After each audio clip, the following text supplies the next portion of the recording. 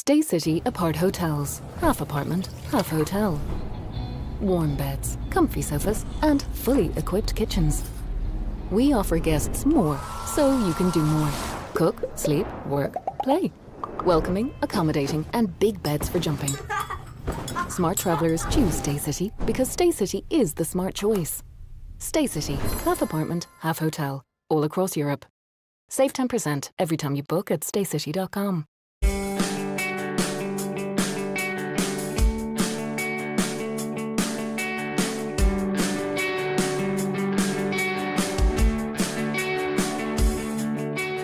We're delighted to extend the partnership with Go Ahead Ireland. They're an organisation that serves communities all over Dublin and helps serve our club members around the county, and it's been a brilliant partnership for the last 3 years, and we're delighted to extend for a further 2 years. Like us, Dublin GAA are embedded in their community, so it was a really natural fit.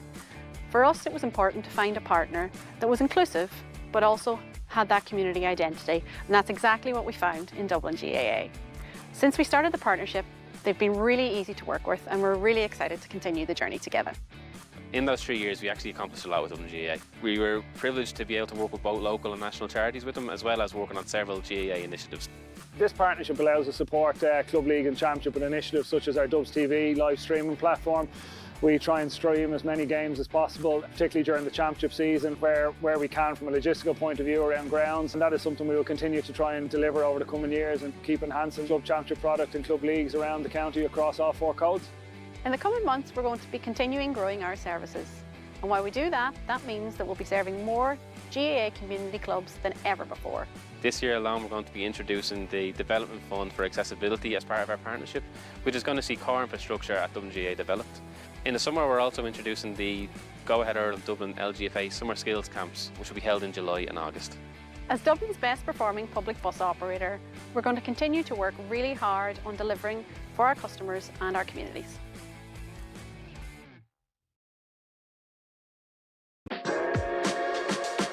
One of my favourite places to grab a coffee in Dublin is Bua. It's one of these kind of COVID coffee trucks that popped up, and it's kind of developed into this bit of a social hub. I'll always find myself being drawn back to social fabric. It's just a beautiful place to go. They always have consistently good food there. Bar 1661. So I love watching them make the cocktails, shake it up, garnish it, serve it. Hoth village itself is a lovely little kind of seaside town. The Gravity Bar up on the top floor of the storehouse, and it's just an amazing place, an amazing view of Dublin City. Definitely visit Temple Bar and take in what's there. My advice would be to try your best to see other parts of the city. Brian Fenton, this is my Dublin.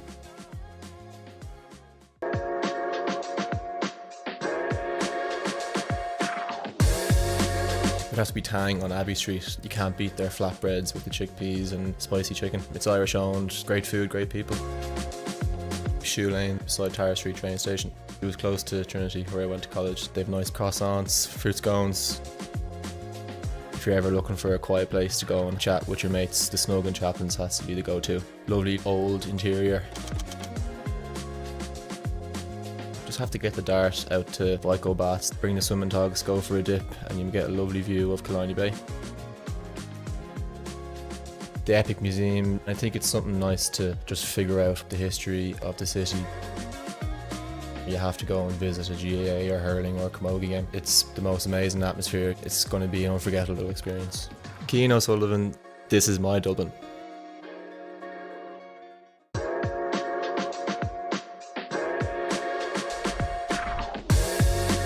Tribeca in Ranelagh. I'd go with my family, it's a favourite of ours. Definitely recommend trying their wings. The Metro Cafe, it's a great spot for people watching, especially when it's sunny outside. An oat milk cappuccino would be my go-to.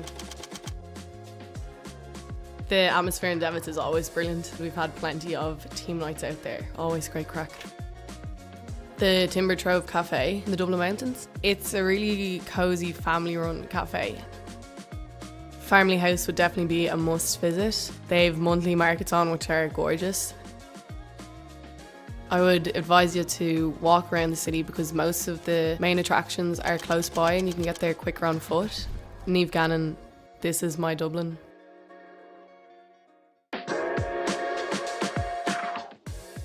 Kyo's Cafe in Portobello. I really like going back just for the vibe. It's nice and chill, people are really cool. Trails Cafe in Ticknock. The coffee is really, really good. Americano, small bit of milk, and you're good to go and hit the trails. Blue Light is always a nice roaring fire. We tend to go up after All-Ireland final week. It's a really nice place to be. I'd recommend getting out to Poolbeg Lighthouse. It's a great walk out. You get a great view back of the city. If you get the chance, I'd go up to Ticknock, go up and rent a mountain bike. Trails up there are pretty cool. Bring a raincoat, a shower is never too far away. Orla Nolan, this is my Dublin.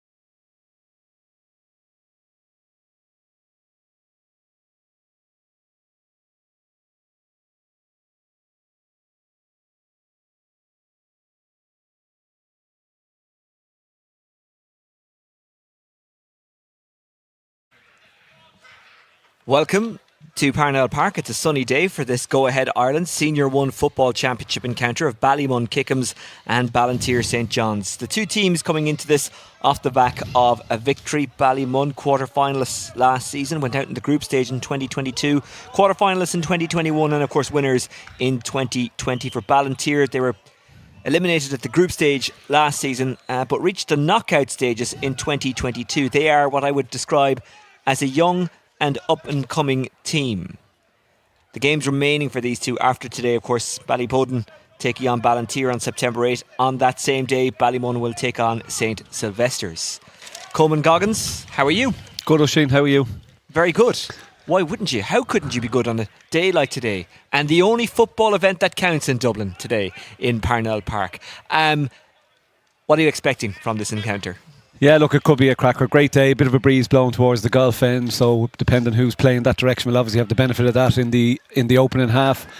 Ballymun were very impressive for 50 minutes against Ballyboden. They looked totally in control. They got a lot of good scores. Then they conceded a goal probably around 50-52 minute mark against Ballyboden, and from Ballyboden scored the goal, and from there, you know, it was a bit dicey for them, although they seen it out. It was a great result to come out on top. Ballinteer probably had an easier day out against Sylvester's, probably had a different level to what they're coming to face today in terms of Ballymun. Hugely physical team.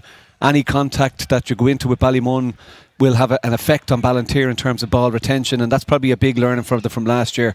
This time last year, when they came up against Ballymun, they coughed over ball in those heavy collisions, and it ultimately cost them the game when they met. So it'll be an interesting 12 months for Ballinteer. Have they moved on from that? And from Ballymun's perspective, has the 6 weeks, 8 weeks of the Dublin guys back together brought them on a little bit too?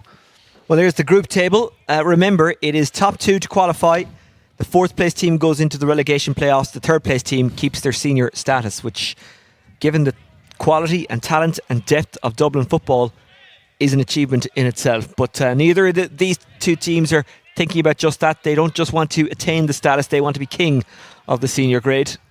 Let's have a look at the Ballinteer team. And there are some, as we've already mentioned, good young players in there. We've got Ben Milliston, Luke Brannock, who kind of got their breaks with Dublin over the last couple of seasons. Yeah, this Ballinteer team is the nucleus of an A team that were unlucky to win an A championship a couple of years ago. It was COVID delayed, and when it came around to the final, Ballybowden won it in the end. So they've been hugely successful underage, getting to this point. It's probably, there's that saying, do something or get off the pot. There's probably coming to the stage with Ballinteer where they probably need to start putting back-to-back results together against the bigger name teams. Ballymun are certainly one of those. And when you're saying about going on and winning a Dublin senior title, Ballinteer have never won one in their history. They are starting to get a crop of young players through. They have a huge group of players also in the division behind that. So there's a huge opportunity for them in terms of just putting a stake down and maybe moving forward from where they were 12 months ago. Well, let's move backwards because we had the Ballymun team up, but we'll put it up again. I often feel sorry for Colm, who does the graphics, trying to follow my lead. It's nigh on impossible. But there's big names in that team, isn't there? Yeah, there are. There's probably a couple of changes there that maybe aren't captured there. So there looks like there's going to be 3 changes for Ballymun. So Davy Leonard is going to come in for Dara Conlon, Owen Dolan for Glenn Sheridan in the full back line. And then in the middle of the field, Davy Byrne looks like he's going to come in for Ciara McManus. But, strip out those changes. Like, look at the spine of the team there. John Small, Cameron McCormick was very good the last day, and Robbie Bulger is very effective up front. Really the standout for me the last day was Dean Rock, and the work rate that he displayed probably epitomised where Ballymun were at. So for Ballinteer, if you're matching Dean Rock's work rate based on the last day out, you're going to give yourself a chance of staying in the game. Midfield battle today is going to be massive. Can you put squeeze on the kick out? Can you win a bit of ball off the opposition kick out? And when you do, what are you able to do with it? And there is the benches. As Coleman has told you, there is a little bit of change given that there is 3 switches to the Ballymun Kickhams team. We have been informed that Ballinteer St John's are starting and staying as is. James McCarthy in the middle of the pitch always looks incredibly relaxed, whether you meet him on the street, whether you see him at the start of an All-Ireland final or the start of a Senior 1 Go Ahead Ireland Dublin Club Football Championship encounter. Yeah, just interesting. John Small has gone full back there. So you mentioned Luke Brannock for Ballinteer is probably one of their go-to players. John Small has dropped back into the full back position. It'd be interesting to see. Obviously, if he sticks and pick him up, it means that Leon Young has gone into centre back there for Ballymun. So numerically, our changes across the field, we'll keep addressing them as we come across them. But that's an interesting one. Already, John Small is laying a few hands on Luke Brannock just to let him know that he's in there. Bit of a change in setup for Ballymun. Ballymun in the red and green, Ballinteer in the orange and black. They've never won a senior club championship, Ballinteer, but they're building all the time. They've had some great players in the past. Unbelievable. Outrageous talent that came through the club there without naming any names. We had a great day here back winning an intermediate championship under the stewardship of Kieran Brennan, who was manager back in 1998. So it'd be great to get a senior championship wrapped up in the club at some stage. But Kevin Murphy is in charge now. A UEFA senior B. A UEFA B qualified coach, worked with Galway United in the League of Ireland and has a vast experience in Gaelic games as well. Greg Ramsbottom is the manager of Ballymun. Ex-Laois player from Stradbally, played for Round Towers in Dublin as well. Another man with a lot of experience. And it's Ballinteer who have the football and Gardner.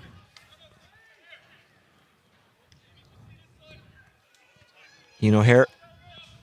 Young but around a while, which is a perfect mixture for a player, isn't it? Yeah, look, a lot of these Ballinteer players have good experience at this stage, so it's how you manage the game now. It's a big challenge in front of them. It's trying to just see what you can string together. Nicky Devereaux running forward there. A foul committed on Carey, so it is a free. They go to Gardner. Yeah, Davy Byrne has started in corner forward, so ultimately what they'll do is they'll pull everyone back and leave Dean Rock up. So it's bodies behind the ball and everyone getting a press on.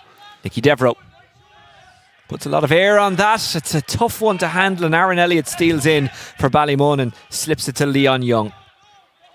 Yeah, not as telepathic there, brother to brother. Nicky Devereaux to Dave, just over the top, gives Ballymun the ball. There's huge pace in these counter-attacks. Getting his hands on it there was Paddy Small. Gets it back, got it back from Leon Young. James McCarthy, always there, always ready, always wanting the football. and just makes it look so easy, giving it back to Cameron McCormack. McCormack trying to shake off Gardner. McCormack will get a shot off. McCormack won't get a point. And stealing in is the full forward who just hooks it over. That's a really good finish applied by Robbie Bulger. Yeah, bits lax from Ballinteer when the ball came off the upright. A lot of guys looking up rather than actually reacting to the bounce. Bulger, one of the smaller guys in there, whips round, snaps it over the bar. That's what you get inside off him. Loads of pace and loads of accuracy. Nice start for Ballymun. He was on his toes there, wasn't he, Robbie Bulger? Yeah, Ballinteer were very flat-footed as you looked at it from our angle. A lot of guys looking, waiting to see who was going to go to the ball. Robbie Bulger made a decision early and ended up with a nice score. Galloping forward now, Ian O'Hare.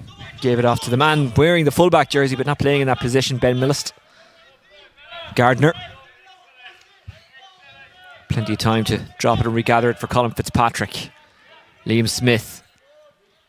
Smith made the overlapping run. He's there as an option, but it's not the option they go with. Here's Colin Fitzpatrick. Gardner. Gardner sidestepping really well there. Ballinteer haven't got a shot off so far in the game. Sweeney. It's a risky one into the corner, and the danger was really well read by Owen Dolan. Yeah, I don't even think it was actually a show from Luke Cullen inside for Ballinteer. I think he was just trying to free up a bit of space, and then the pass was given. Owen Dolan was way out in front. Pace-wise, you'd certainly expect the Ballinteer guy to at least be matching Owen Dolan, so I don't think he showed for it, and as a consequence, Ballymun away again. Cameron McCormack, having received really well from Davy Leonard, who looks full of running. They could be in here. Was that a penalty? Referee having a look. Umpires don't think it was because they waved wide without a second's hesitation, but Davy Leonard showing a burst of pace there, and while it didn't come to anything there, it is a warning to Ballinteer St. John's. Yeah, I think Owen Fitzpatrick did well to stay in the move because he could have easily stopped. It was a lovely little pop over the top. The risk behind that, Nicky Devereux had Dean Rock in his eye line, so was dropping off. Pass went over the top. He was unlucky, maybe just ran a touch ahead of him. Just sent it the wrong side of the post. Poor kick out. McCormack. Cahill O'Tighe. I was informed by one of the selectors, it's actually Cahill O'Tighe, that there's no O. But another one told me there is an O. Right, so you call him Cahill O'Tighe, I'll call him Cahill O'Tighe. We'll see who wins. We've got conflicting information. Here's Paddy Small, who's definitely Paddy Small, and that's definitely a point. He thought about it, he got inside, he was looking at his left foot, thinking, will I throw a boot at this? Great pace through 3 Ballinteer tackles, leaves a 4th man Gardner behind him and then cuts across him. Definitely considered. I think the player coming across just got in his eye line. Great score, brilliant start for Ballymun. Very direct, very intentional in everything that they're trying to do early on here. Because I deliberately went to one of the backroom team members beforehand and said, I know I ask every year, but Tig or tie, and is there not a no? And your man says there is. So, conflicting information, but Paddy Small got that point. That's the most important piece of information for Ballymun Kickhams supporters. Yeah. And now they've got a free. That's another good piece of information for them. And there's probably a card coming here. And I mentioned at the outset the intensity, the physicality that Ballymun bring. This caused Ballinteer problems last year when the intensity levels are upped. Right now it's Ballymun who are setting the tone. So there's a good opportunity now for Ballinteer. You don't want to be picking up a yellow card as has been done by Donagh Kakeri. But there's an opportunity for Ballinteer now just to reset, regroup, realise the tackle, the challenge that's in front of them, and just trying to get themselves organised. There is going to be a level of physicality here way above what they experienced against Sylvester's 2 weeks ago.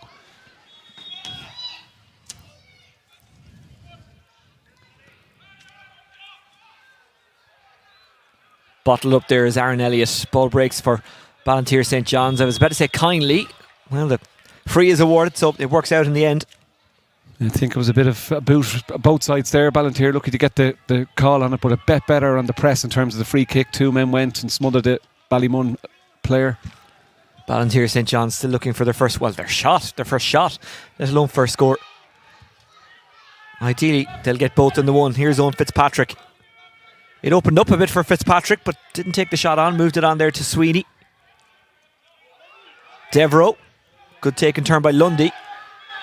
Lundy is fouled free in for Ballinteer St. John's, and this might provide the platform for their first score. Yeah, big late hit from James McCarthy. Probably looks like he's hurt himself as well there, but definitely free on David Devereux. He'd offloaded the ball, was really quick hands in fairness to him. Got it ahead to Jack Lundy, but James McCarthy came in then and just caught him late. Both struggling there. David Devereux a little bit more gingerly getting off the ground, but a good opportunity off the deck here. Looks like Sean Parker's going to have a cut off it.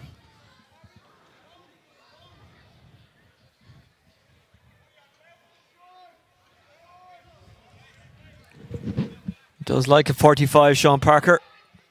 Or a kick in or around the 45 as this is. Of course, it's a free, not a 45, but you know what I mean.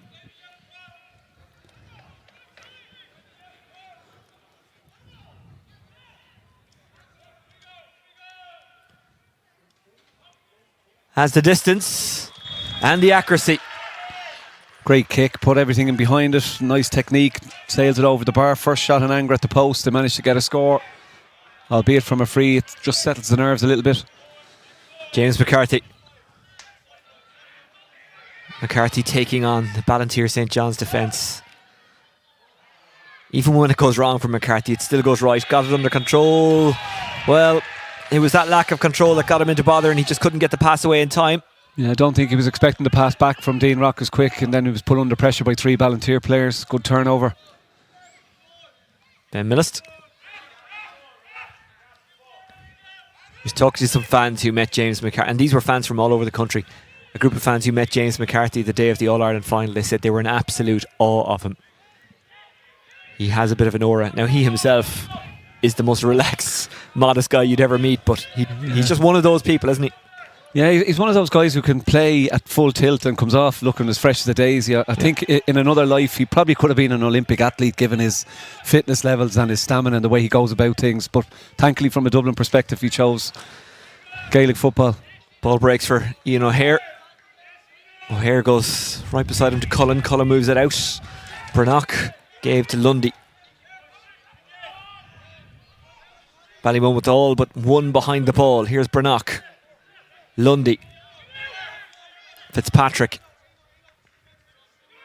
Patience, the key for Ballinteer St. John's here. Colin Fitzpatrick, and it's turned over by James McCarthy, who sails it down for Dean Rock. Rock has got a sprinter inside. Running onto this one is Paddy Small. Goalkeeper's going back. Small has to do it all himself. Small's still going. Small. And after all that, unfortunately for him, it's wide, but it was a great breakaway move by Ballymun Kickhams. Yeah, unbelievable pace when they got out there. Hand in from James McCarthy. Feeds Dean Rock. I mentioned they leave him up all the time as that out ball, but then the pace that comes with it. Paddy Small probably just over-exerted himself a little bit before he could wind down for the shot. Good work as well, I suppose, from Matthew Gardner. Just got in his eye line, didn't make the shot anyway easy for him. Second wide. Nicky Devereaux. Taking and turning is Donnacha Carey.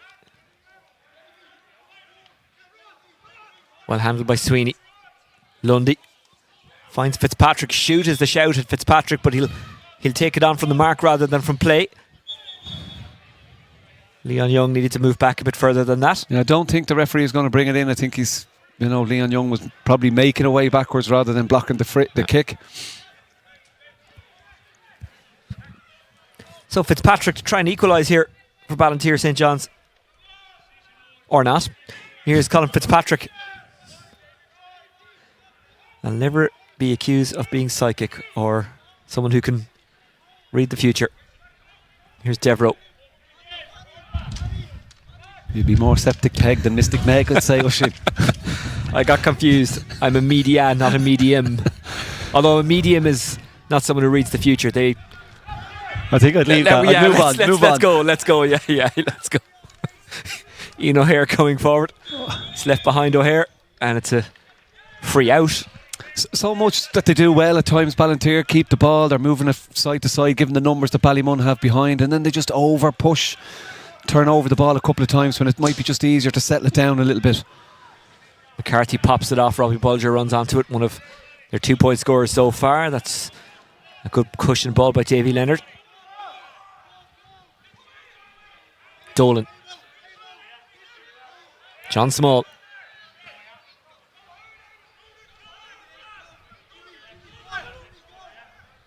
Hill carries. Leonard, who's pacey.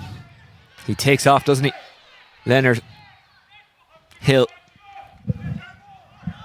James McCarthy. Comes back to McCarthy. Fiach Andrew. Back to McCarthy. Back to Fiach Andrews. Andrews trying to find a route through. Gave it off there to Paddy Small, who overcarried. Yeah, I think it was the movement of wrapping the ball under his arm there that it gave the referee an opportunity to pull him for over-carry, and he took off on a run. Then it looked like he was going to play the ball, stuck it under his arm, and then the referee blew for the over-carrying from there.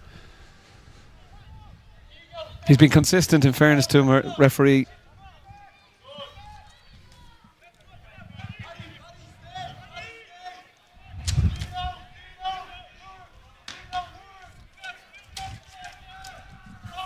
Ballinteer St John's 1 point down. Ball breaks for Aaron Elliott. Dolan trying to sweep it up, comes to Hill.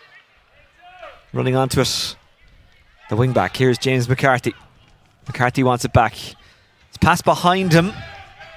Dolan collects. Small. Fiach Andrews.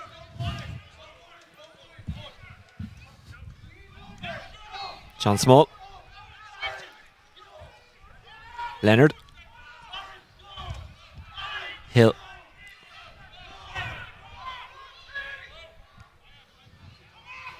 Goes outside. The direction's been given. Leon Young. Leonard. Dolan gave it off to John Small.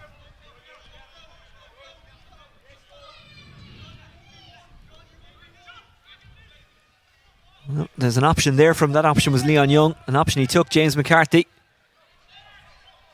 Ballymun trying to create an opening here. Comes to Cameron McCormack. And that drifts wide. Yeah, third wide for Ballymun, but Ballinteer would be delighted with just how they were set up there. They were shifting across, they were making it hard for Ballymun, despite them having the width of the field, trying to cut in and out. Ballinteer set themselves up well, put pressure on the kick that ends up with it drifting wide, so they'll be happy defensively. Got to remember there's a breeze blowing behind Ballymun, hence Cameron McCormack taking on that effort. Brannock. David Devereux. Gardner. Running onto it, Liam Smith. Sweeney. Gardner. Sweeney. Devereux.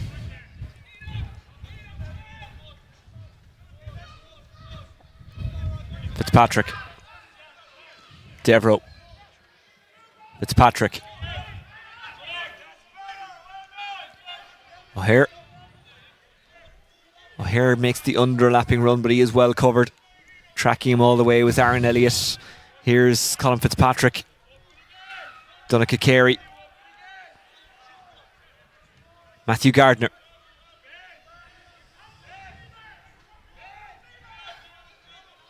Luke Brannock. Brannock, can he get a shot off? Yes, he can. Can he get a score? The answer to that also, yes. It was a good one as well from Luke Brannock. Yeah, great score from Luke Brannock. Great patience by Ballinteer. Waited. Find the right player in Luke Brannock. And for the first time when John Small anywhere near him, took it on a couple of times, bet a couple of guys, kicked it over the bar. Great score for Ballinteer. Dolan, play on, says our referee. Our referee, by the way, is Luke Lacey. And that's intercepted by Sweeney. But Small doesn't let him away with it and has won the free in. That's really good battling by Paddy Small.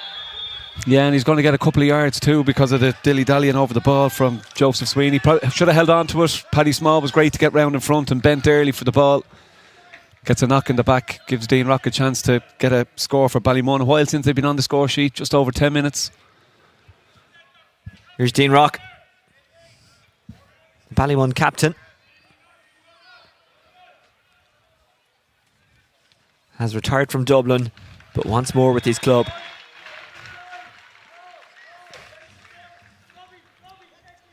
Good score by Dean Rock.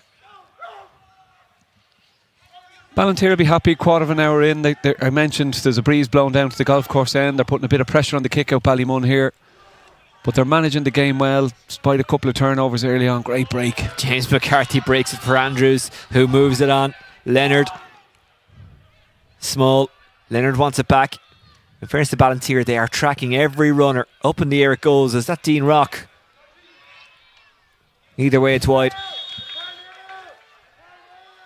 I think he was caught between two stools there. Wasn't sure whether to go for a shot or look for a pass, and he ended up just putting it up into the air. Wind didn't do its job and bringing it over. But again, huge press on the kick out. Ballymun rightly squeezed up the field. Wind makes it that bit more difficult for Park as well from a distance point of view. So perfect, ideal one to push up. Going to get this ball here too. Slightly overcast up until a couple of minutes ago. Not particularly warm, but a nice day for football. Here's John Small. Small made the fumble work for him. Fiach Andrews.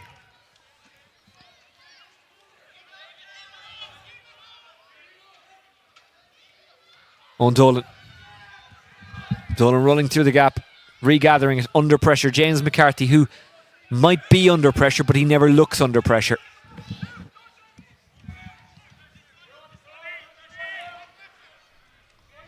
Cameron McCormack. Eamon Hill. It's a good ball. Good take and turn by Leon Young. That's some score if it goes over from Dean Rock. Well, that last one that went wide, he was just measuring the distance, getting used to the angle. And that one, well, that was perfection. His second of the game, his first from play. A really good score by Dean Rock. Yeah, brilliant from side to side. Ballinteer almost did everything right in terms of forcing and pushing on Ballymun. The break is going to favour Ballymun again. Paddy Small takes the football, has a runner with him, but he might be able to do it all himself. Paddy Small bearing it on goal. He wants the goal, and what a goal! That is as good as you will see. Paddy Small with a wonderful goal for Ballymun Kickhams. A goal that is worth another look. Oh, what a finish from Paddy Small. Mentioned the pressure on the kick out. Takes on defenders there at his ease. Absolutely wraps his foot around that into the corner of the net. Absolutely brilliant goal from Paddy Small. You knew when he broke the first tackle he was thinking goal. Wow, did he deliver. Paddy Small with what could be a big goal. A win today in Ballymun looks safe enough into the quarterfinals. Then it's about winning the group, I guess. But look, still work to do here. Ballinteer will not simply fade away. Comes to the goalkeeper. Sean Curry comes out to collect. Gives to Cameron McCormack. Ballymun finished their group campaign against St Sylvester's on September 8th. On that same day, at the same time, Ballyboden will take on Ballinteer.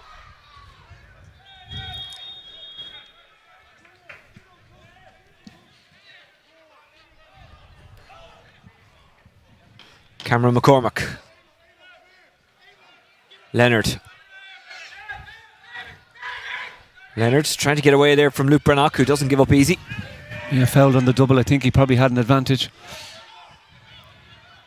Down the line it goes. Just a bit of a miscue there from Davy Byrne.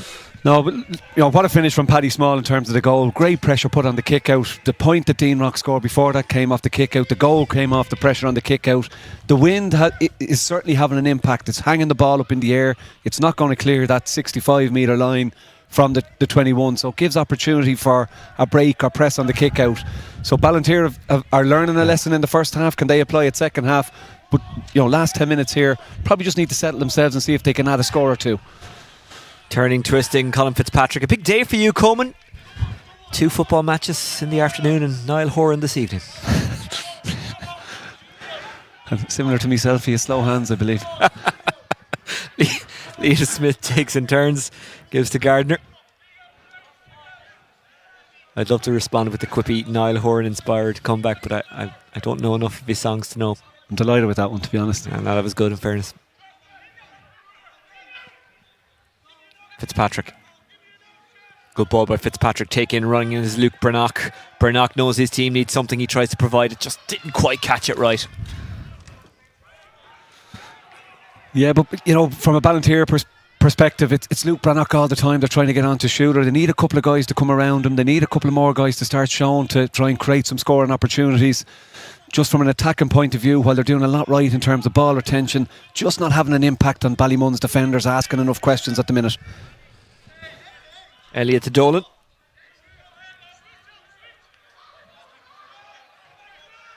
That's a good ball by Dolan. Leonard will get there. Uses that pace to get the ball under control. Leonard cuts inside, recycles back. Here's Fiach Andrews. And that's a wide. Fiach Andrews has the hand up, but the umpire said it's wide. Great ball across the field, open it up. Brilliant run by it was Davy Leonard to keep it in play, and then popped it back to Fiach Andrews. Pressure on the kick out, just squeezes it by. O'Hare takes. Fitzpatrick. Oh, Fitzpatrick loses it. Getting it back is Small, and it's a free. Yeah, I mentioned the ball retention. Yeah, the Ballymun put pressure on you. That's what they do. They make it hard. They make it physical. They make it, go places you probably don't want to go in terms of that physicality. And just catching Ballinteer a little bit. They're coming in field. They're slowing the play down, which allows Ballymun to come on to you. They need to be quicker with the movement of the ball. Try and open up the field a little bit and stretch the legs. Rock. Good score. 3 for Rock, 2 from frees. And since I said that Ballinteer will be happy with the opening quarter, the last 7-8 minutes hasn't been good for them. They've conceded 1-3, haven't managed to create much themselves at the other end of the field. Dropped one short there from Luke Brannock, but just struggling again to try and impact the game. I know sometimes that there can be an over-reliance or too much expectation on county players in a club team, but the county and former county lads really have delivered for Ballymun today. I'm sure it has helped that they had more time with the club. Time they didn't want, but time they got nonetheless. Here's Fitzpatrick. Goes back outside. Devereaux. A good and much needed score. Yeah, and came from not the instruction, but spread the play. Try and open out the pitch a little bit. The tighter it is, the easier it is for Ballymun to get hands on, to be that more physical. The pass across the field to Owen Fitzpatrick opened it up a little bit, popped it back to Devereaux. Managed to get an important score for Ballymun. Fitzpatrick does well. Yep, Fitzpatrick does well to win it first time, but the break just went David Leonard's way. Here is Small. Leonard. James McCarthy. Jack Lundy chasing after him. Paddy Small outside. Cameron McCormack. McCormack just lost it. Good hand in there. Good defending by Ballinteer. And a free out awarded. Yeah, stuck with it well. Looked like the gap was opening for him, but suddenly closed and managed to orchestrate a turnover. Gives Ballinteer back possession. Just an important couple of minutes into half time. Just to, not so much hang in. They're still well within the game as such, but just to start, trying things to open out that Ballymun defence, not keep it so tight.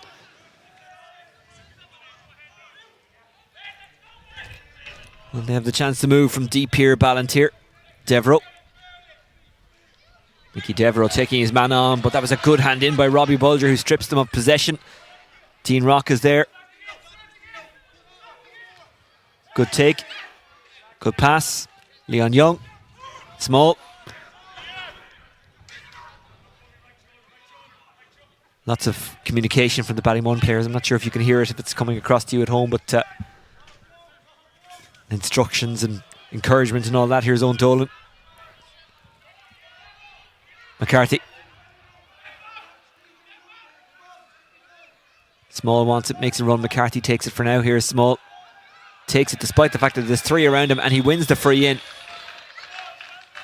Yeah, he probably won't thank James McCarthy for the pass because it was high. It left a hand coming in on him, but the swing was way too high. He ended up obviously with a free kick in for Dean Rock to give him another chance to split the posts. But I mentioned at the start of the game Dean Rock and the way he played the last day out against Ballybowden and the work rate he showed. You look at Robbie Bulger there, Nicky Devereaux's coming at him, he stays with him, gets the turnover, and then he's gone again to get inside. And it's just that level of work rate and intensity that Ballymun having to tackle. The tighter Ballinteer keep it, which they're currently doing, just feeds into Ballymun's style of play. Here's Dean Rock, and I referenced Ballymun's county lads. They're not just county lads, are they? They're county lads who are part of probably the greatest county team to ever play the game. Rock puts over another free, his 3rd of the game, he's 4th overall.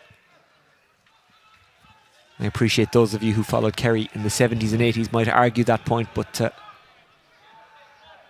statistically speaking, I can back up my argument.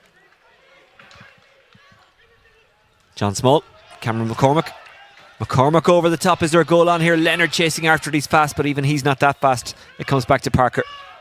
The idea was good though. Yeah, great spot inside. Again, just getting in behind that Ballinteer cover. Goalkeeper does well to take it out. Just struggling with their kick-outs. Again, I know, like a broken record around the wind, it is causing a bit of a difficulty, but just maybe not enough options on the kick-out, and it's causing Ballinteer problems so far. Kerry inside to Lundy, who's always moving. Lundy did really well there. Kerry. Roland Cullen. Kerry backing him up, receiving the ball. Carey back to Colin Fitzpatrick. That's a great ball inside. It's Gardner. Gardner just couldn't get the shot off, but does regather it. He is fouled and it will be a free in. Gardner did really well there. Yeah, snuck in around the back. The pass came in, and then maybe the first touch let him down. There was certainly a tackle came his way as well. But when he did manage to win it, yeah, it was a good hit from David Byrne coming across, just stripped the ball out. Robbie Bulger then just swinging out of the back gives another opportunity for place ball. You look across, Ballinteer's scoring there. They've just, struggled. 2 from play, second one from a free. And Brannock puts it over.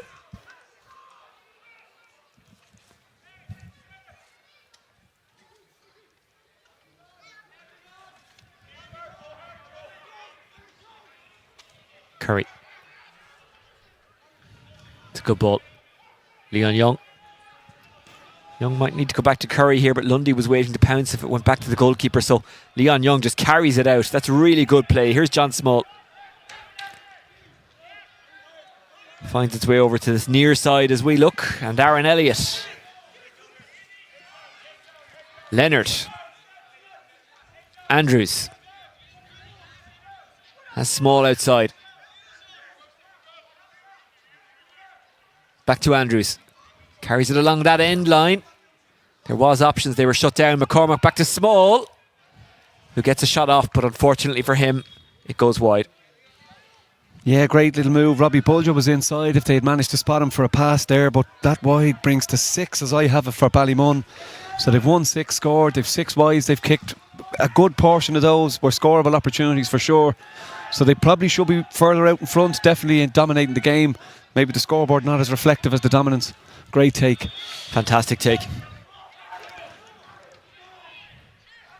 I'm massively oversimplifying here, but I wonder, is the kick-out strategy for Ballinteer a big part of it? See where James McCarthy is and kick it where he isn't. Yeah. Yeah, but even just the pace of Ballinteer to get the move going again. You catch a ball in the middle of the field and there's no options ahead. You're gone backwards before you move forward. I appreciate the press Ballymun have on, but it's just lacking a little bit of pace. And again, it's given Ballymun a chance to reset, make it nice and tight, and to see if they can get a turnover. And Ballymun haven't taken their chances. They'd be out of sight if they did. So Ballinteer still hanging on in there. Liam Smith. Colin Fitzpatrick. Carey is there. Luke Brannock. Gardner. Gardner wants it back and gets it back. Just swallowed up, couldn't get a shot away, gets himself into a bit of bother and gives away the free out. Yeah, they're just lacking ideas up front at the minute, Ballinteer, making it way too easy. The tighter it is, the easier it is for Ballymun to get a tackle in. Pace again here, getting out. Robbie Bulger, Small. He just glides, doesn't he, Small? Bulger. Sailed up in the air, running out after this one is that Leonard. It is Leonard. Good hand in there by Devereaux, granted at the cost of a line ball. Yeah, unlucky, committed to it, was unlucky not to get the turnover on it. But again, a lot of Ballinteer's problems coming from their own ball that they're turning over, giving Ballinteer or Ballymun opportunity. Elliott snuck in behind. Comes to Cameron McCormack. McCormack through the gap. McCormack still going. Angle tightens. McCormack somehow juggles it and keeps it alive, and it's guided home by Dean Rock. Talk about a poacher's instinct. Yeah, well, I'm not quite sure where you start with that. Cameron McCormack, 3 Ballinteer players, gets by a couple of them, looks like they've got a turnover, falls over, leaves the ball down. Does it fall out of his hands? Does he pass it out? Doesn't matter. Dean Rock sticks it into the net. And from a position where they were happy enough, having not played particularly well, the gap is out another 3 points now, and it unless there's a big second half from Ballinteer, puts huge pressure on them now. Huge pressure was put on Colin Fitzpatrick, but much to his credit, he stayed cool and got the ball to a teammate.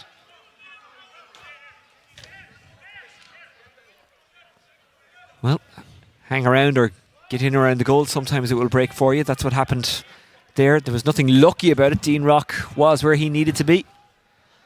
Here's Lundy.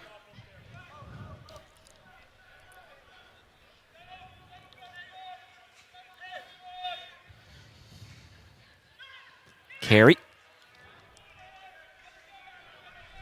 Ballinteer could do with the score before the break. Here's Sweeney. has the advantage, gets the shot off, might need the free. Sweeney, that's a really, really good score.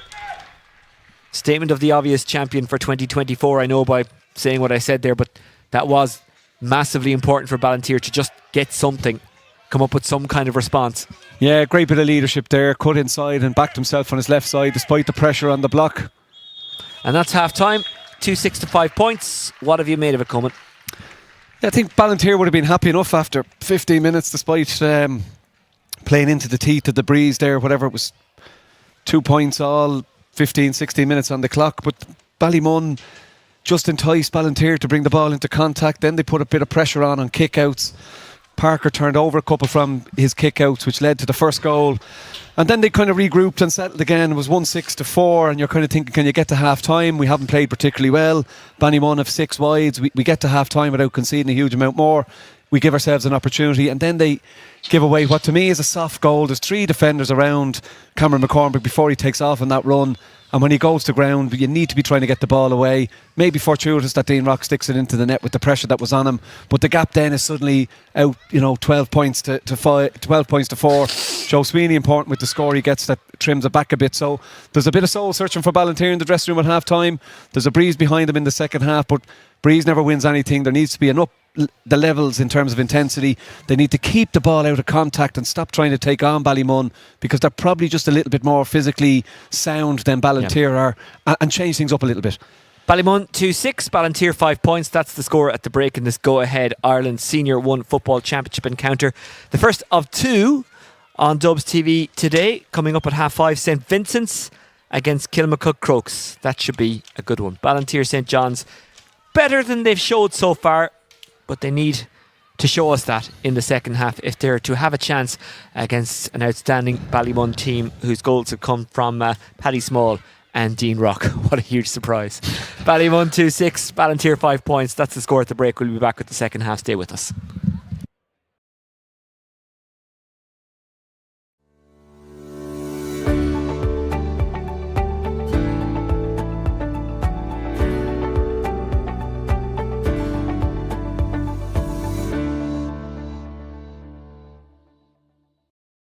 Stay City Apart Hotels. Half apartment, half hotel. Warm beds, comfy sofas, and fully equipped kitchens. We offer guests more, so you can do more. Cook, sleep, work, play. Welcoming, accommodating, and big beds for jumping. Smart travellers choose Stay City because Stay City is the smart choice. Stay City, half apartment, half hotel, all across Europe.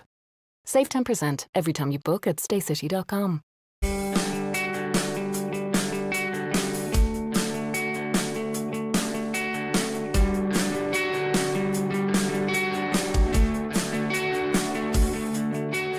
We're delighted to extend the partnership with Go Ahead Ireland. They're an organisation that serves communities all over Dublin and helps serve our club members around the county, and it's been a brilliant partnership for the last 3 years, and we're delighted to extend for a further 2 years. Like us, Dublin GAA are bedded in their community, so it was a really natural fit.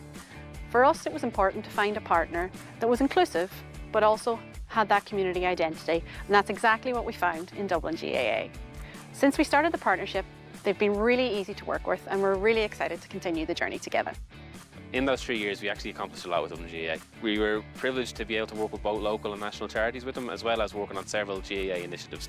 This partnership allows us to support Club League and Championship and initiatives such as our Dubs TV live streaming platform. We try and stream as many games as possible, particularly during the championship season where we can from a logistical point of view around grounds, and that is something we will continue to try and deliver over the coming years and keep enhancing club championship product and club leagues around the county across all 4 codes. In the coming months, we're going to be continuing growing our services.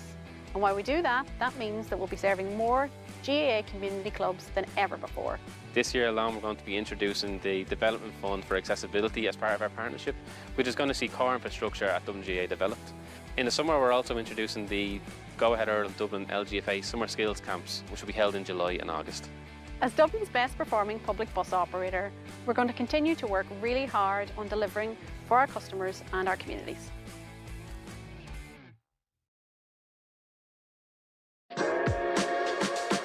One of my favourite places to grab a coffee in Dublin is Bua. It's one of these kind of COVID coffee trucks that popped up and it's kind of developed into this bit of a social hub. I'll always find myself being drawn back to Social Fabric. It's just a beautiful place to go. They always have consistently good food there.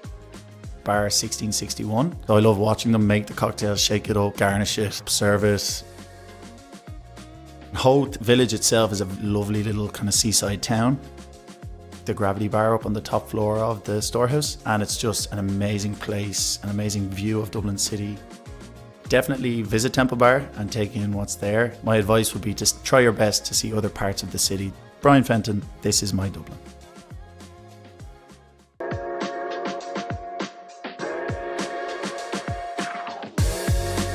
It has to be Tang on Abbey Street. You can't beat their flatbreads with the chickpeas and spicy chicken. It's Irish owned, great food, great people.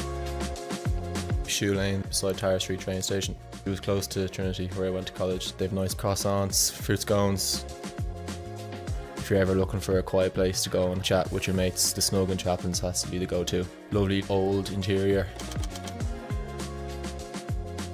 Just have to get the dart out to Vico Baths, bring the swimming togs, go for a dip, and you get a lovely view of Killiney Bay.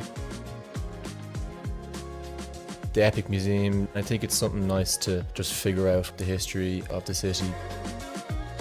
You have to go and visit a GAA or hurling or camogie game. It's the most amazing atmosphere. It's going to be an unforgettable experience. Cian O'Sullivan, this is my Dublin.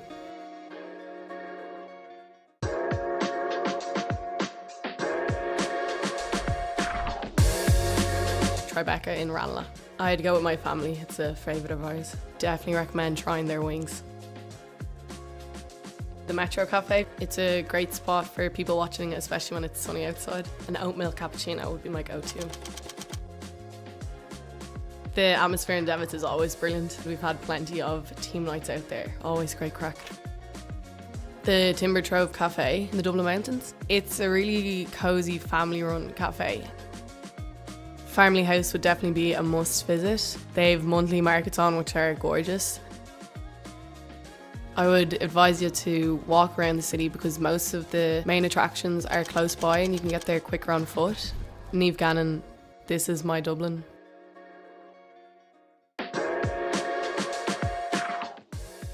Kyo's Cafe in Portobello. I really like going back just for the vibe. It's nice and chill, people are really cool. Trails Cafe in Ticknock. The coffee is really, really good. Americano, small bit of milk, and you're good to go and hit the trails. Blue Light is always a nice roaring fire. We tend to go up after All-Ireland final week. It's a really nice place to be. I'd recommend getting out to Poolbeg Lighthouse. It's a great walk out. You get a great view back of the city. If you get the chance, I'd go up to Ticknock, go up and rent a mountain bike. Trails up there are pretty cool. Bring a raincoat, a shower's never too far away. Orla Nolan, this is my Dublin.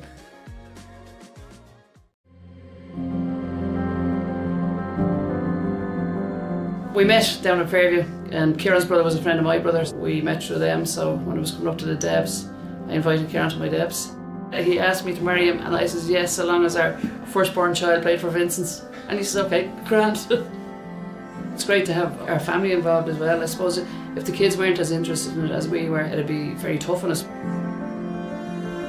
Kieran's are playing Vincent's. The tension in the house is gas. Mum is obviously Vincent's and Dad is Kieran, so Mum always claims that she'll give John steak for dinner and she won't feed Kevin, but it's always a bit of a laugh, but I suppose no one takes it too seriously. She had her hands full. She could have got the job as a bus driver. The amount of dropping off and picking up she did from matches around. Leaving some matches early to go to another match to make sure she got the end of that, or make sure we all got the same amount of attention. There was no favourites.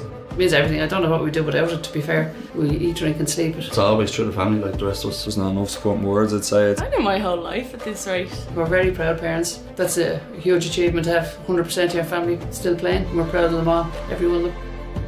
My name is Niamh Heatherton. My name is John Heatherton. I'm Kieran Heatherton. I'm Patsy Heatherton, and as a family, our roots are set in the GAA.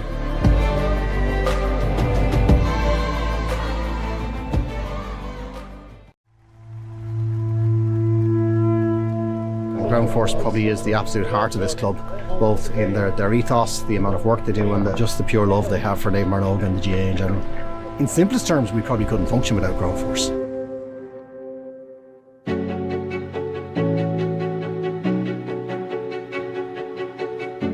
I suppose the GAA was always a bit more than hitting the ball or hitting the schlitter, you know, and it gave a great sense of community to people. suppose at my age, fear of retirement, worried about the unknown, what am I going into a home under my wife's feet all the time or something like that. And then we just got this men's initiative started off. We feel that we're giving something back to the club that gave so much to us. We come up here on a rotary basis and line pitches, cut grass. It kind of empowers us as well if we feel valued. We're all friends, we're all retired, we're all around the same age group. Some of us have nothing outside of our work, and Ground Force has been a big change for everybody from the mental well-being point of view. It's really, really important and really significant, and there is great camaraderie amongst the group. So I think there's about 30 odd men in this initiative that comes up to the club and has a chat, and the coffee is important as well. We sort out the world, Dad. Yeah. Or well, most of it. Yeah. That's what it means to me, just achievement and pride.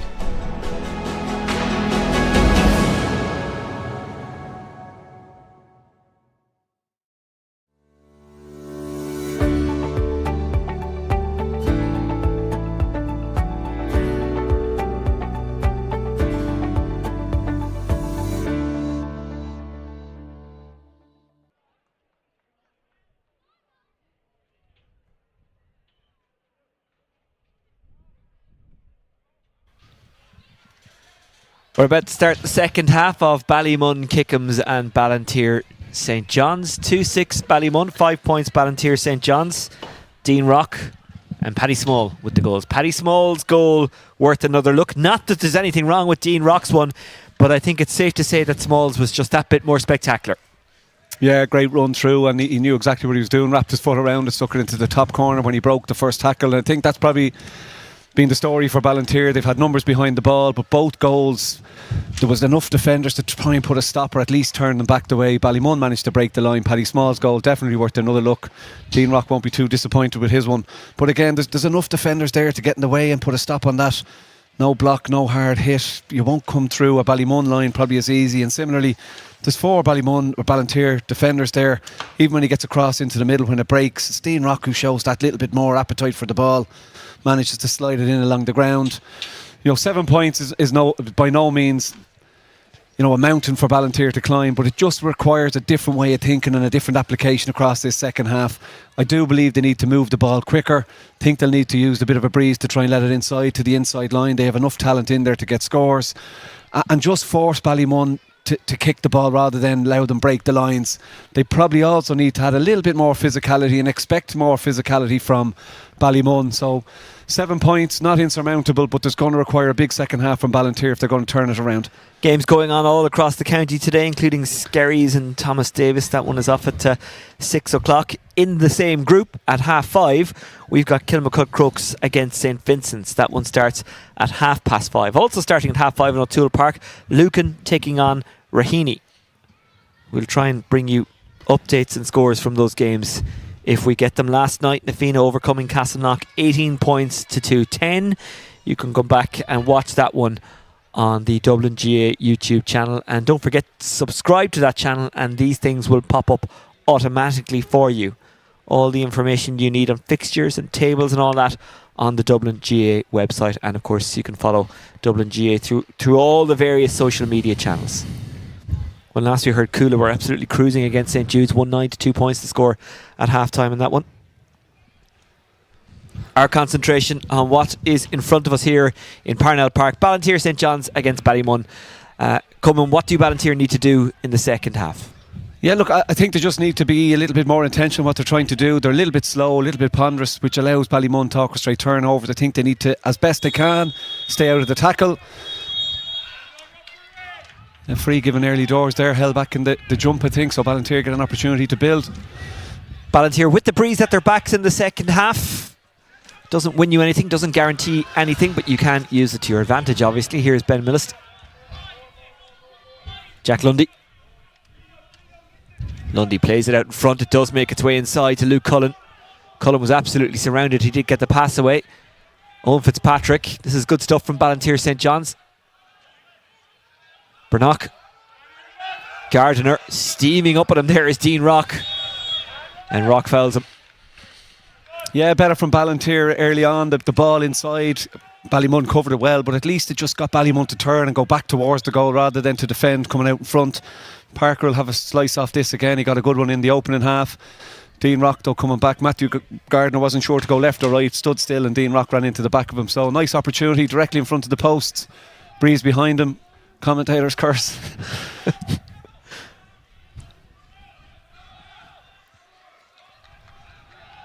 Parker, who knocked one over in the first half against the Breeze. From a similar enough position, actually, slightly inside the 45 rather than just outside of it. Well, distance is not an issue for him, neither is accuracy. That's really good stuff from Sean Parker.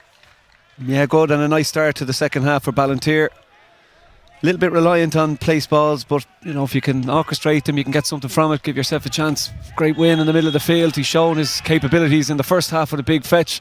Just see the impact of the Breeze there on Sean Curry's kick out. Gardner. Colin Fitzpatrick. Owen Fitzpatrick. Ian O'Hare.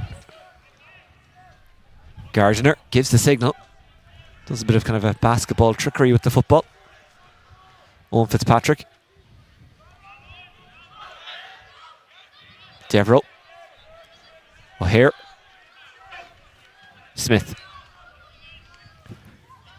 Decent ball by Smith, decent idea. Devereux gave to Luke Brannock. Spilled to Jack Lundy. Fitzpatrick. Forward it goes from Millis. Back to Millis. Millis trying to sidestep and slalom through. Goes to ground, no foul.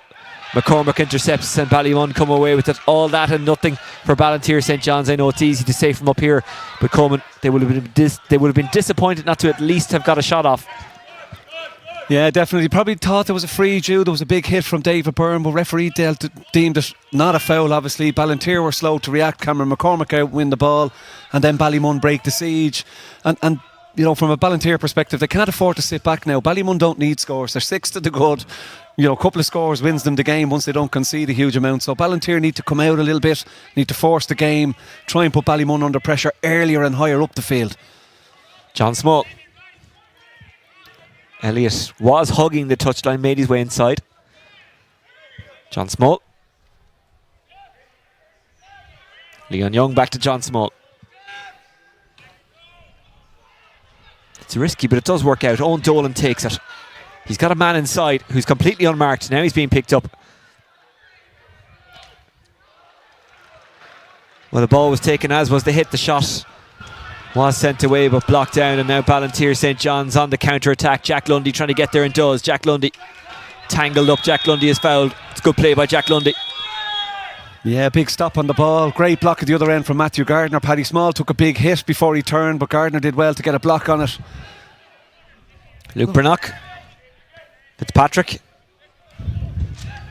Back to Fitzpatrick. Lovely play by Fitzpatrick. Created the space for himself and got a brilliant score. Great score for Ballinteer and you know, great endeavour from the turnover. Paddy Small broke the line, got a big hit, then managed to get a block, and then Ballinteer broke out quickly. And despite the delay in the play from the tackle from Aaron Elliott, Ballinteer moved it on. Patrick came into the move and kicks it over the bar. Good score for Ballinteer.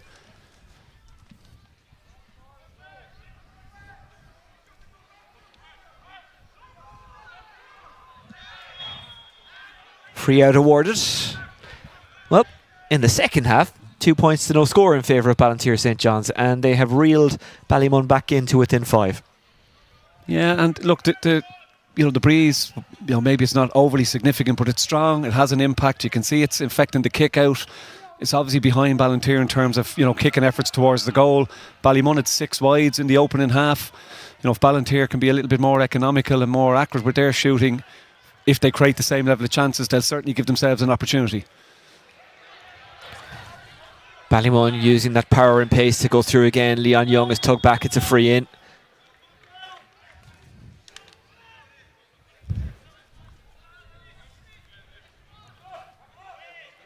James McCarthy. McCarthy. He's still quick, isn't he? McCarthy, who got it off to Andrews. Shovel forward and popping up out of nowhere. John Small. John Small. Guides it over.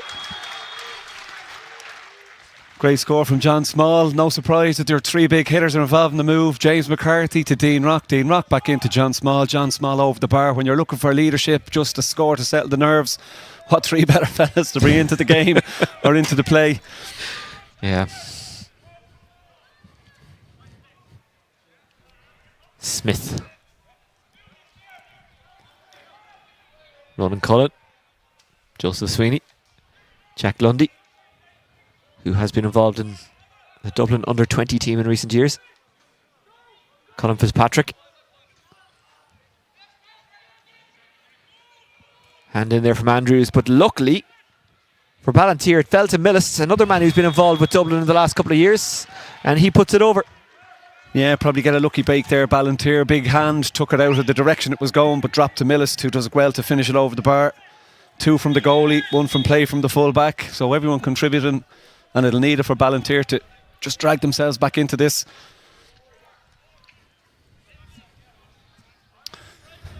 Change being made for Ballinteer St. John's. Coming in is Tom Ahern, and going off it appears to be Luke Cullen. Yeah, Tom Ahern will add a little bit more pace into the move for Ballinteer. Unlucky for Luke Cullen to be going off early into the second half, but a different level of pace here now. One of those games where he did run hard and work hard, but it didn't necessarily fall his way. That can happen. Cameron McCormack, foul, free out. Just letting Ballymun out soft there. There's no need to foul. He's under a bit of pressure. Just stand them up, make him play the ball. Instead, they're giving them an easy out ball in terms of a soft free. Okay, it gives Ballinteer an opportunity to drift back, but they need to stay pushed up. They need to try and force the game in this section, in this middle third, rather than inside the 45. Leonard loves that step, doesn't he, Leonard?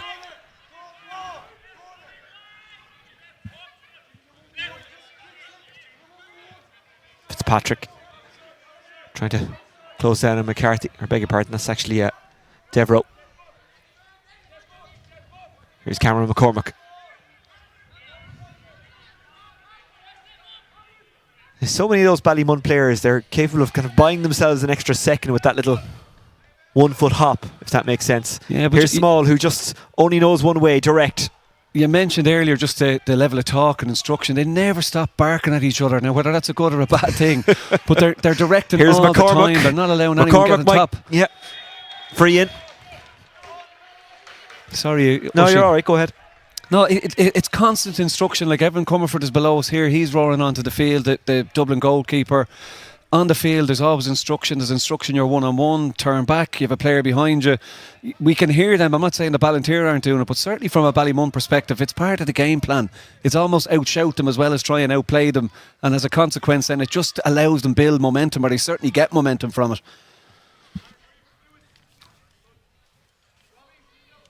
Sean Curry is receiving some treatment on his foot off camera. You're not obviously seeing that, but Dean Rock, in what you are seeing, guides it over, and that's his 3rd free of the game. He's also scored a goal and a point from play. Another sub for Ballinteer. No score for Cameron McCormack, but so influential, so powerful on the ball for Ballymun. Created the goal for Rock, set up another free there. When he gets on the ball, being close to the end line will spook guys. Not Cameron McCormack. Seems to enjoy getting in close to the end line and then manages to create something within there. Oisin Grady comes in for Ballinteer St. John's, replacing the incredibly hard-working Colin Fitzpatrick, just like Luke Cullen, who went off before him. Worked incredibly hard. Ben Millist. Cameron McCormack, he's probably been one of the more consistent players in Dublin over the last couple of years, which says an awful lot considering the quality of player we're talking about there. Yeah, and he was good the last day out as well for Ballymun. He scored 1, but he was again so involved in a lot that went on for Ballymun. Fitzpatrick. To turn on the gas to get there, but he did get there, much to Ian O'Hare's credit. Devereux.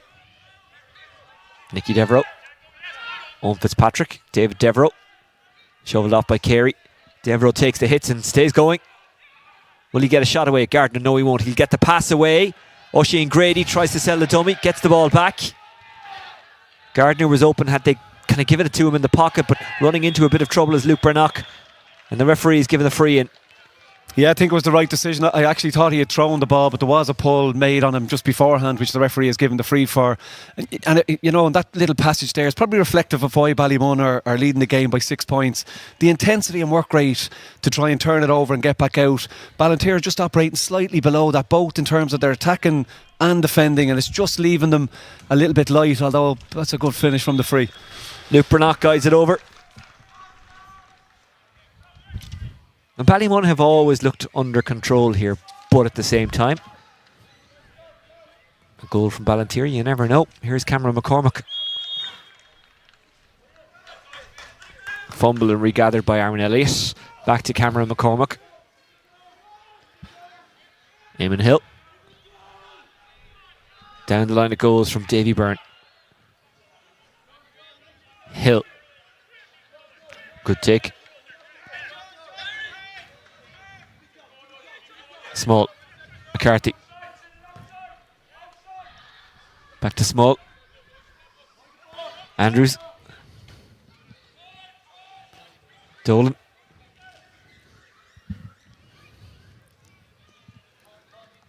Byrne.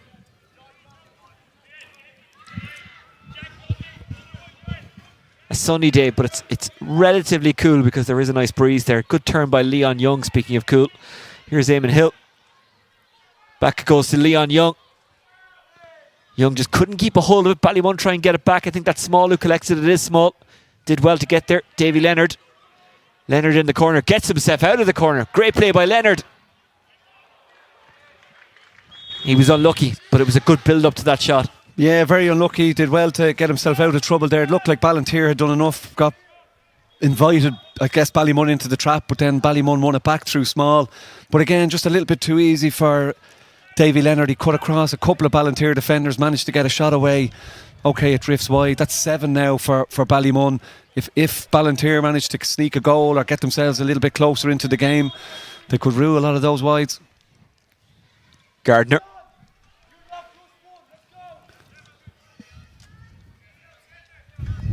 Here.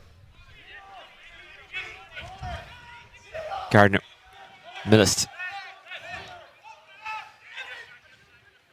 Because there is an out ball, only doesn't need him for now. Shovel forward by Liam Smith. Oisin Grady. Well collected by Fitzpatrick. Owen Fitzpatrick will have a goal looking for his second score. Owen Fitzpatrick gets his second point, and it's as good as the first one. Yeah, another great score from Owen Fitzpatrick. Gives Ballinteer a little bit more momentum and go forward ball. Working hard, despite the wide from Ballymun. They're managing it up the field. They're shooting on that 30-35 metre line. They're not managing to cause much of a problem inside. Dolan had to be careful and was still being hunted down there. Yeah, probably got away with a few steps there as well, but did well to keep it. Small. Free out. Foul by Sweeney. Yeah, and probably a yellow card coming his way. I think John Small was probably, I think Joe Sweeney was caught between two minds. It looked like he was going to give the ball over the top. Then when he held on to it, Joe Sweeney committed and caught him around the neck. So there'll definitely be a yellow card on it. More worrying for Ballinteer is someone injured inside there who looks like they're holding on to a hamstring.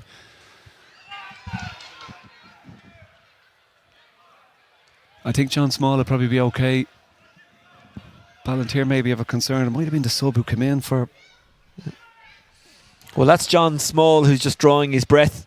For Ballinteer, is it Tom Ahern who's gone off? I think he's after tweaking a hamstring. Well, the sub will have to be subbed. Or so it looks like anyway.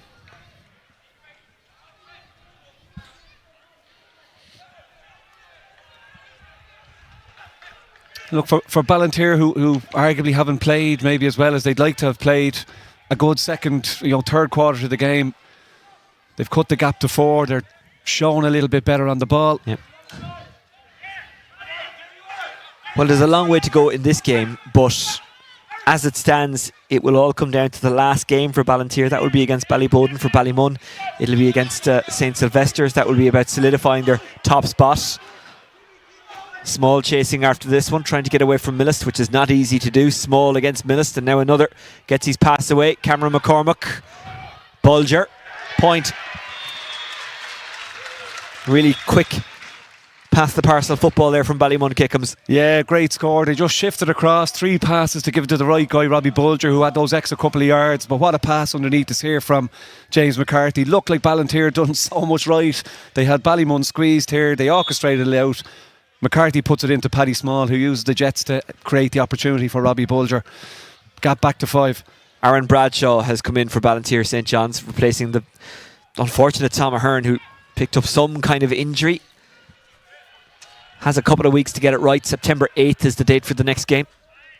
Yeah, and Bradshaw would have played underage with Dublin, so, you know, lots of pace, lots of ability.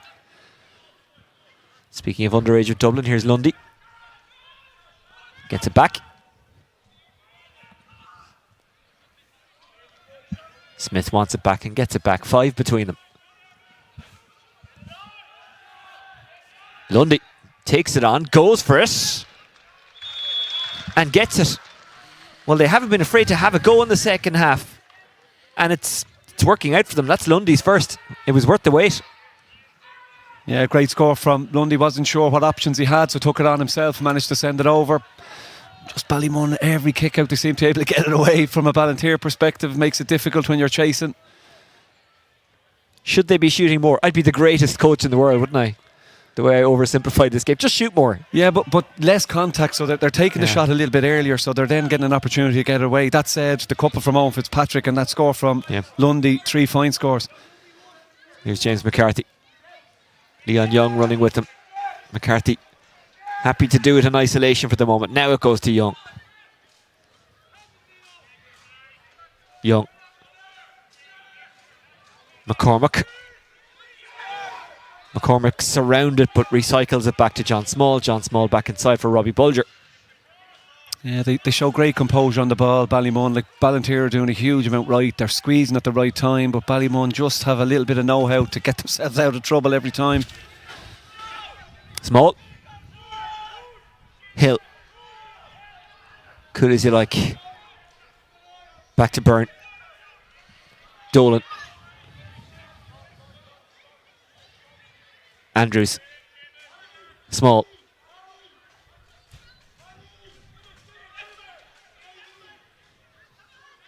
The energy that they're taking out of Ballinteer by making them chase them and try and get the ball back. Here's Small.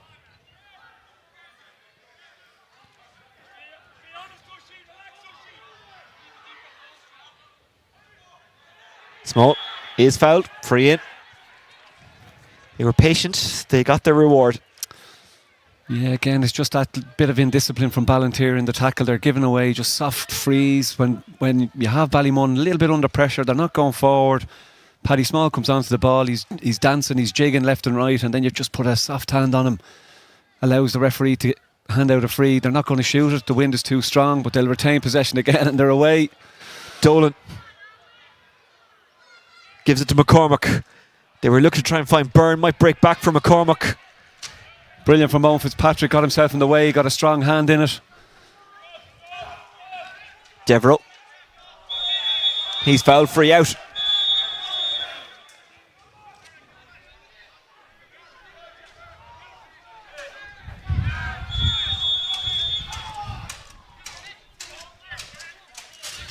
Having a word at Leon Young. Yeah, they just, James McCarthy defouled, then he stayed in the way. It was brought forward to 10 yards or 13 metres. Then Leon Young stood in the way of it, so he's going to find himself into the book for that. Just took the pace out of Ballinteer's move. Fitzpatrick.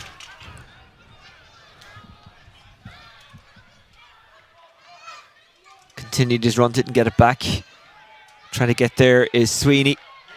Sweeney does get it despite the pressure of James McCarthy, and Sweeney just kind of has to kick it anywhere, and it lands into the hands of Dean Rock, and now it's Small who's fouled, and it's a free out. Yeah, I don't think Jack Lundy can have any complaints. He leaned in across him, but again, Joe Sweeney did brilliant to win the ball. Just settle down on the ball, try and retain it rather than giving it away. Just hands the possession back to Ballymun. McCormick coming a little bit stretched now. There's gaps starting to appear, which gives both teams opportunities. Just a matter of to see if Ballinteer can take one. Think they'll need a goal to really close down the gap. Dolan gives back to McCormick, who gives to McCarthy. Small trying to get away from Lundy, who's a rugby coach of note as well. He helped St Mary's win the Junior Cup this year. Yeah, but again, this same free that was given away by Matthew Gardner a couple of minutes ago, given away by Lundy there. So again, I mentioned so much right in terms of getting back, trying to put pressure on Ballymun. There's just a little bit more of a cool head with Ballymun, and obviously they've huge amount of experience through the team, and maybe that's a little bit more evident throughout the second half. That said, Ballinteer have been much better of how they've gone about the second half. They've stayed out of contact a little bit more, and still have given themselves an opportunity. Hill. McCarthy. Small. Andrews.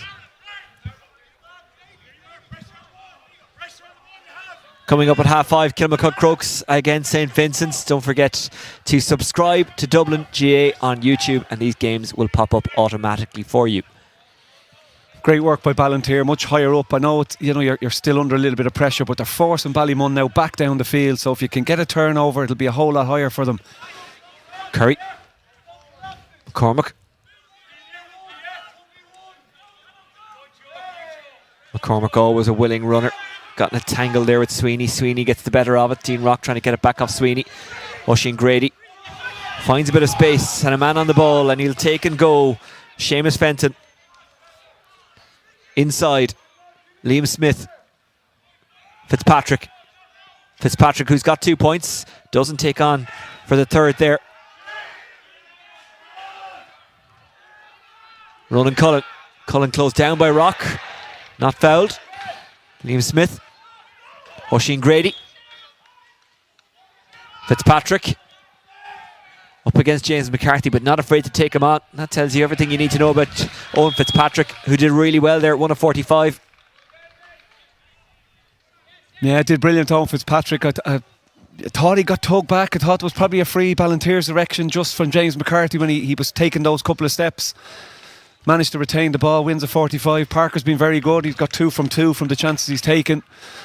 Opportunity here to narrow the gap to 3. It's going to be hard for Ballinteer to get a goal given the work rate that Ballymun are putting in, but this narrows the gap to 3. 7 minutes left on the clock. Coola 112, St Jude's 5 points, the latest score. Keep an eye out on the Dublin GA social media channels for the latest from the rest of the matches that are going on today, going on around the county at O'Toole Park and Balgriffin, and obviously here at Parnell Park. A couple of substitutions being made by Ballymun Kickhams. We'll concentrate on Parker kicking this 45. He's nailed 2 from a similar... he's nailed 2 from in or around the middle, in or around the 45. This one from a bit of a tighter angle, but he's more than capable. And the breeze is at his back. And the momentum now at Ballinteer's back, because that's a big score and an important score, and they're back to within 3. Yeah, great kick. Great work again from Owen Fitzpatrick, both defensively and attacking. He's been very good for Ballinteer in the second half. He's keeping them in the game. It's Davy Byrne and Cathal Toy who've left the field there. Dean Robertson is on for Ballymun. Gets his hands on the ball there on the kick out. Small. As Parker here. continues his run back to goal, he might need to turn that jog into a sprint. Here comes Andrews. Andrews looking to restore the 4-point gap, and he does not. It was a good move just to finish a little bit off. He was unlucky, Andrews. Yeah, big opportunity for Ballymun, where they just pushed it back out to 4. 8 wide to have them for. So they've left as many behind them as they've scored at this stage almost.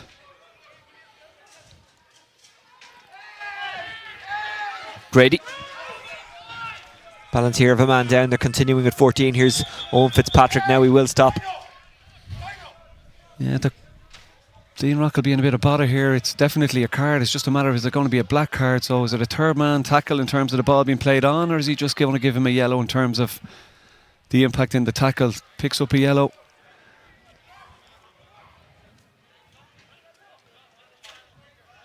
Been better second half from Ballinteer. Okay, they haven't been hugely progressive from play. You know, they've been reliant on Owen Fitzpatrick. They have a couple of frees, 45 as well from the goalkeeper, but they've been a little bit better in terms of how they've applied themselves. You know, again, the benefit of the breeze is certainly supporting them. You know, Ballymun, Alan Hubbard coming on for Robbie Bulger as well. They're a stalwart for Ballymun over the years. Great to see him still trucking away at this level. They don't get much more experience than Alan Hubbard, do they? Now, is the keeper going to have a go at this? He's coming up again, Parker. Maybe not, just expressing an opinion.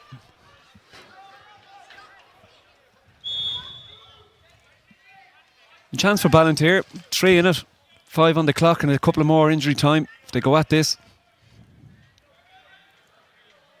Well, they have time to do it with points. Don't need to panic and go for goal quite just yet. Here's Lundy, who's dropping this one in. And Curry is equal to it, or is he? It's bouncing around and it falls to green and red rather than black and orange. It was one of those ones for Curry. I'm sure he was thinking, well, do I tip it over and ensure they don't get a goal, or do I try and fist it out? I think he kind of got maybe caught in two minds there. Either, look, he kept it out. That's what a keeper is there to do. Yeah, he was under pressure with the effort, the way it was dropping, so he did brilliant to get his hands on it. Not sure it was the right option from Lundy. Dean Rock with the little push there, and it's a free to Ballinteer. Yeah, he let on. He didn't know what he was doing there, but I think he knew full well. There's another minute or two gone off the clock. Probably not sure it was the right option from Lundy, albeit that it did cause a bit of panic inside. Well, here's a look at that dropping ball inside. Curry kept it out. That's all a keeper is supposed to do, and he did. Did well, and then they smothered it there to come out with it again. Surprised Ballymun kicked it away. There's an extra 10 yards on this from where Parker's been sticking them over from previously, but he's certainly demonstrated he has the range.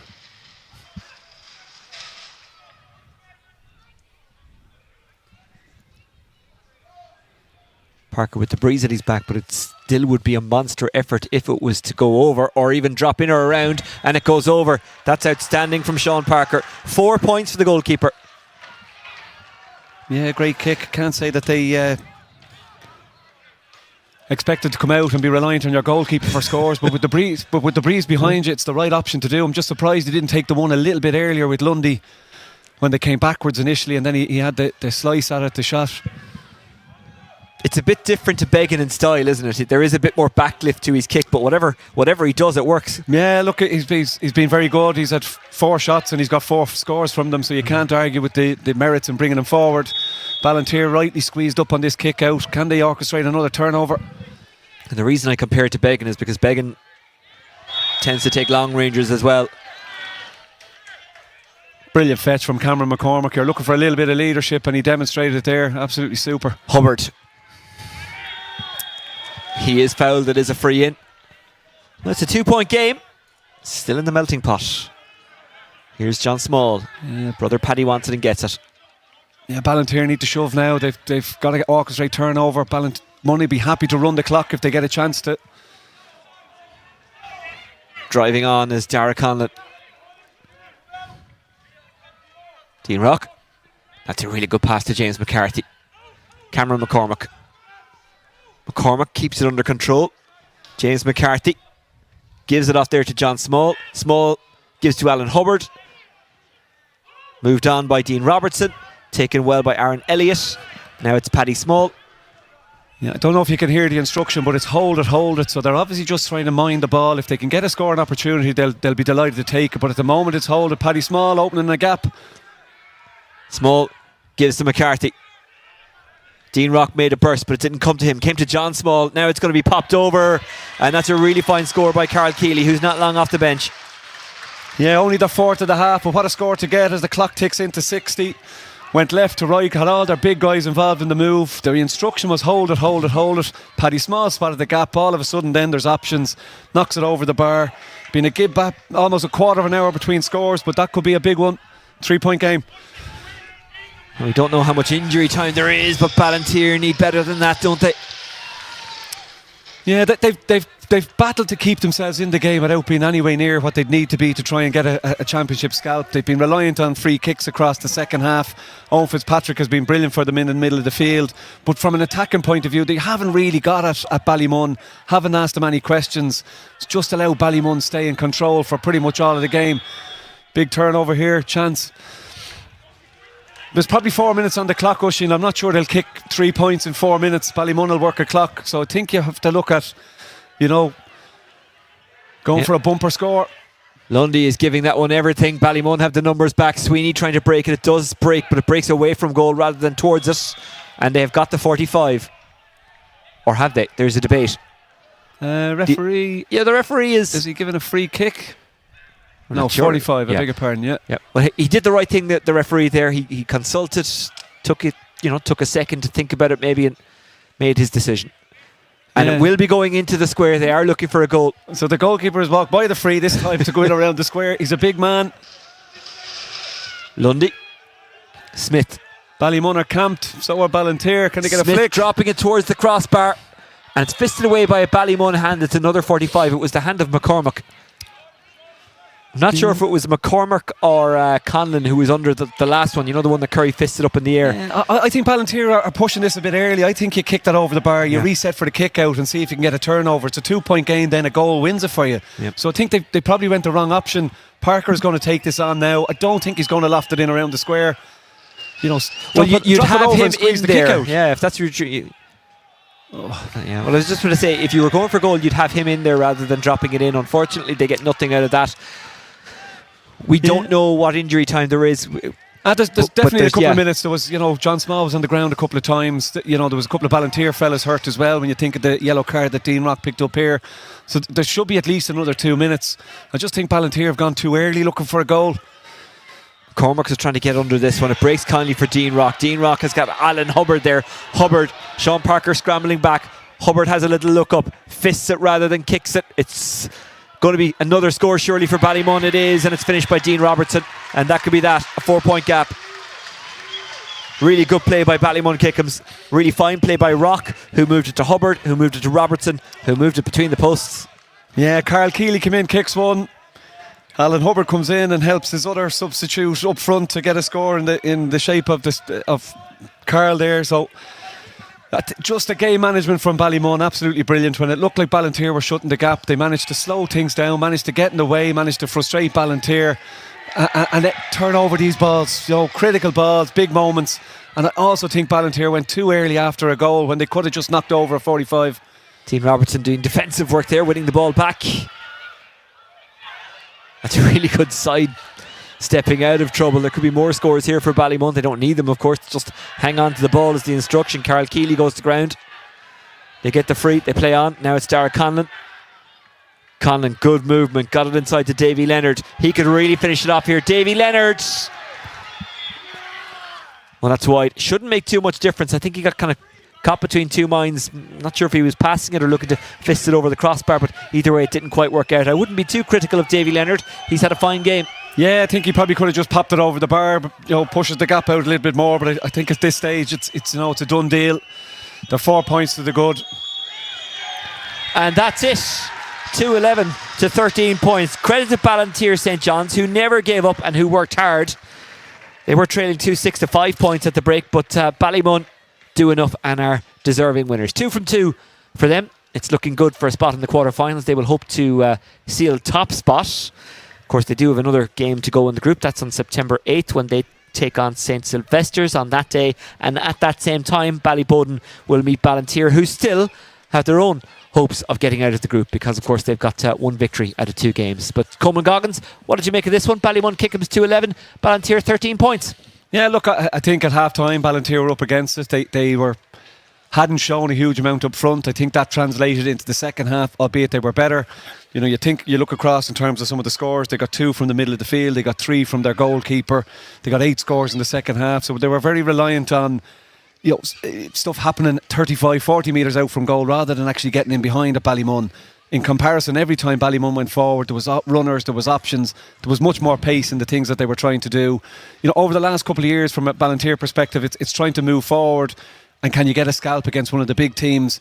I'm not sure they've moved a huge amount forward, but there's progress being made. It's just maybe not quick enough. And I think there's learnings to take from Ballymun. They're a hugely experienced team with a huge amount of experienced footballers. They're very physical in everything that they do and how they approach the game. And I think it just took Ballinteer too long to figure out, stay out of contact, protect the ball that little bit more, and maybe to go from distance in terms of taking on those point scoring opportunities. When they did trim the gap down to 3 points, they probably had an opportunity to stick it over the bar. Undecided as what they did.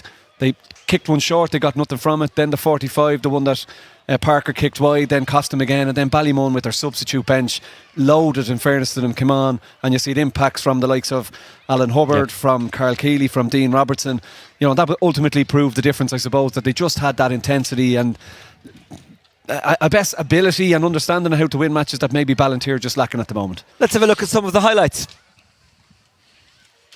Yeah, look, it was a cagey opening, I suppose. Ballymun got off to a great start with a couple of scores inside the opening couple of minutes.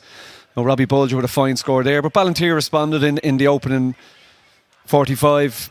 You know, half a goal chances that ran through here. He got in there at the very end as well on a goal chance, so maybe he could have got one from the couple of chances he created. Great power here from Paddy Small cutting across. Thought about the goal. I think his own man Dean Rock coming across probably just made him change his mind.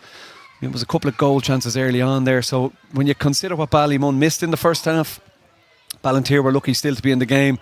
Luke Brannock, great skill there to get a score for Ballinteer, which was 2-2 at that stage. But then Ballinteer went out of the game a little bit, and there was a 1-3 that came from Ballymun, which probably shaped the game and certainly made Ballinteer come out a little bit in the second half. Brilliant score from Dean Rock over his shoulder there.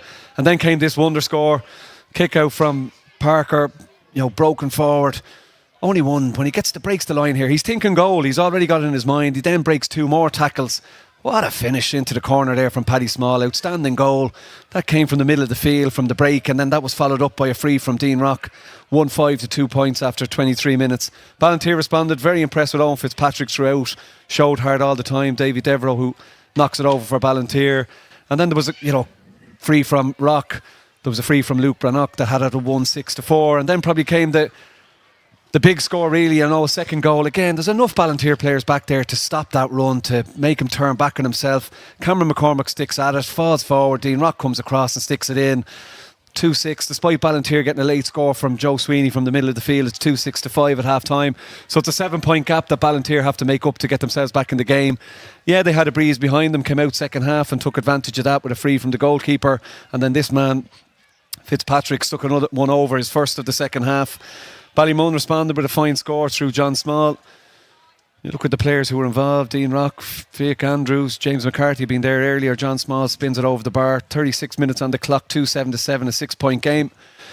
Ballinteer push forward, well capable of scoring. Ben Millis sticks one over the bar to cut the gap again, and then Rock just kept it ticking over frees. I think Ballinteer probably gave away a couple of cheap frees at times. Luke Brannock added another score from a free, and then a fine point again from Owen Fitzpatrick. Backed himself when he came inside here. Had a brilliant second half, in fairness to him. That was responded to from a point from great work from Paddy Small. Just popped it inside a couple of times. Robbie Bulger, Cameron McCormick again involved in the play.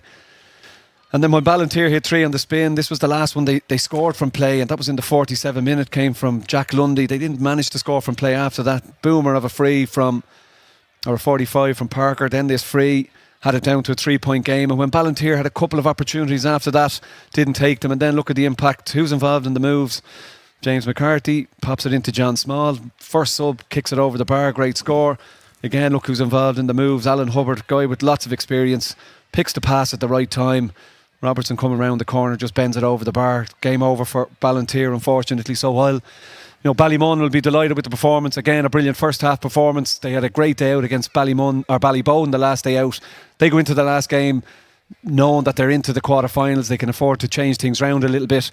For Ballinteer, there's probably a bit of work to be done in terms of how they set up against Ballybone in their final game, which is going to be another bumper tie. But a big ask for Ballinteer to get points out of that and progress out of the group. There's Dean Rock heading off, signing autographs, still very much in demand, as was James McCarthy, as were many of the players out on that field. Ballymun have won the first game and have likely booked their spot in the quarterfinals. We will have more from across the county throughout our next game. We'll be telling you what's happening in the other games that are going on this evening in Dublin, but our primary concentration will be on the clash of Kilmacud Crokes and St Vincent's. Don't forget, you can subscribe to the Dublin GA YouTube channel, and all of these games will pop up automatically. Ballymun have got a victory in the first game of the day, live on Dubs TV, 11 to 13 points against the battling Ballinteer. Ballinteer will still have their hopes of reaching the quarterfinals with one game to go, and from what we saw of their level of effort today, they won't want for that. But as Coleman has been saying, maybe just sharpen up in front of goal and all that, and that is something, no doubt, that they will be working on. A lot easier said than done, isn't it? But I'm sure they'll be looking at it and doing that. Anyway, Ballymun get the victory in the first game. We'll be back with the second game shortly. Stay with us.